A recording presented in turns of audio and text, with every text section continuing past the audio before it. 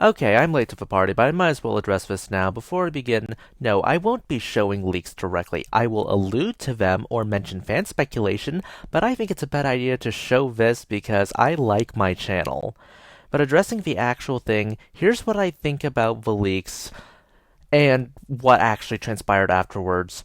When it first leaked, I was like, what the hell is this? This is totally fake. Imagine my surprise to find out it was real. So, according to Gizmodo, this takes place in a post apocalyptic setting where being the Avatar is seen less as a savior figure and more of a destroyer figure. If my tone is too difficult to tell, I'm not particularly fond of the post apocalyptic scenario, mainly because I feel like we're going to try to do a Mad Max bit and run it through an East Asia filter. I'm not impressed with the Mad Max aesthetic, at all. I think it was okay for Mad Max, but I am not liking the idea in Avatar, especially if we're running it through an East Asia filter, or a Central Asia filter, or a Southeast Asia filter, or a South Asia filter. You get the idea. What I'm interested in is the Avatar being the symbol of doom and destruction. The whole idea of does the world need an Avatar figure at all is actually something I enjoy. I'm going to compliment this. The idea that this figure is the Avatar, why should we listen to them as we are in control of our own destinies? Yeah, that is actually a sensible theme, and it has been done pretty well. The Kyoshi novels at least alluded to the idea of, okay, since the Avatar is really big and really important in the context of the story, it stands to reason that political figures will try to claim the Avatar, and being the mentor to the Avatar is both a big responsibility and comes with great perks. And of course, impersonators to the Avatar also make a problem for the story, which is good for conflict. But I'm going to question how they do this here, mainly because seeing Korra fail over and over again just doesn't sit well with me. The context of how this all happens is that Korra would have been the Avatar around the time this great calamity happened, meaning that she either failed, got her teeth kicked in, and died, which is just a sorry end given how everything else went down, or, well, more Korra gets kicked in the teeth stuff. And while everyone in universe believes Korra to be responsible, giving the whole writing staff and team behind this some deniability as to whether Korra is responsible, it's rather frustrating with Korra where her lows simply overshadow her triumphs so dramatically. Her airbending at Amon is probably the only one that I liked.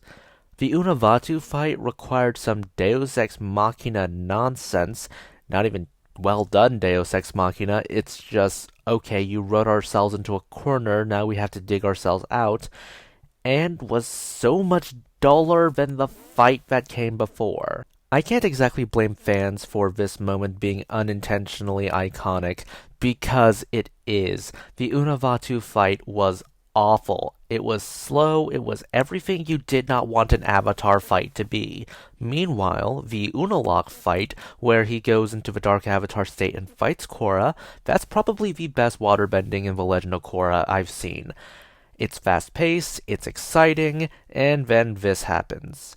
It at least has the emotional punch to it. That's just sad if this is the emotional punch because it's the emotional punch that overshadows the one that's supposed to be the emotional punch, the triumphant state of the Avatar after she defeats Unavatu. And while I did enjoy Korra's arc from season 4, it gets frustrating seeing this song and dance played out, losing the bending, having the Avatar be basically factory reset, and then getting Mercury poisoned and do an entire arc that is her just getting kicked in the teeth until she finally learns to accept that what happened has happened, now I am going to move forward.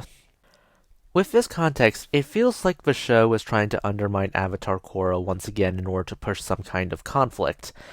Which, fine. The Avatar screwing up and then their successor picking up the pieces is a staple of this franchise. Kyoshi found a Dai Li that Aang had to pick up and even Korra had to put up with. Roku, ended up screwing up so badly with Sozin that it led the world into a 100-year-long war. Aang, well, Republic City is sort of his greatest triumph and his greatest failure at the same time, with the whole equalist movement and not addressing the inequalities that happened there. But Korra feels like she messes up every Tuesday to the point that you wonder whether she's a failure hero at this time, which is sad because I know she is not a failure of a hero. It's just that I'm tired of seeing her low points constantly overshadowing her high points, like I said. And while Korra was more of a political drama with some weird Rava Vatu nonsense on the side, Seven Haven seems more like a survival post-apocalyptic one. And yes, I know people are speculating the whole twin avatar thing and the Rava Vatu avatar.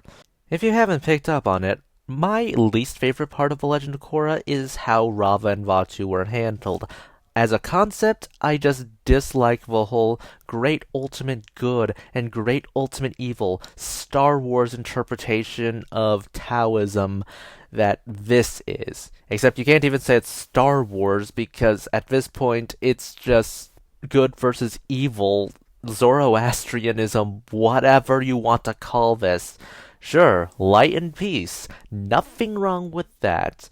Darkness and chaos, everything is wrong with that. Must completely isolate darkness and chaos so that none of it can get out. Why do writers do this?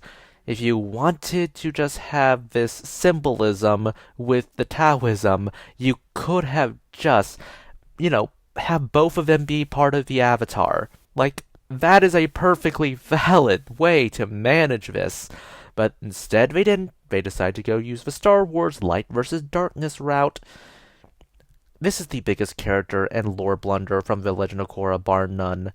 And this concept is going to be dictating storylines surrounding them and ultimately whatever's going on going forward. It's just, no. It's not worth it.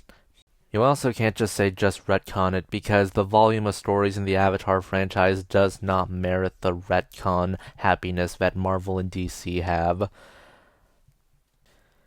If you haven't been sick of my ranting yet, my point with this whole video is I'm hoping there is more to Seven Havens than just post-apocalyptic standard stuff that is really self-indulgent with really weird lore changes that are either trying to overcorrect or double down on bad choices from the past. Because at the end of the day, the original Avatar: The Last Airbender was a story that has been done to death. It is about a messianic hero trying to bring peace, and the only way to bring peace is to take down the evil overlord. Nothing is new about that. But we don't care that nothing is new about that, because we care about the characters. The soul of the story is in the characters. And that's why it remains beloved to this day. That and nostalgia. Legend of Korra also has nostalgia because, let's be honest, that thing ended in like 2014. It's been over a decade.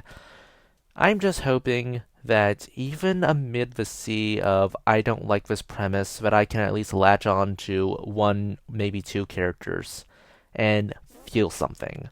Because as a writer, if you can't force your audience to feel, force probably isn't the word.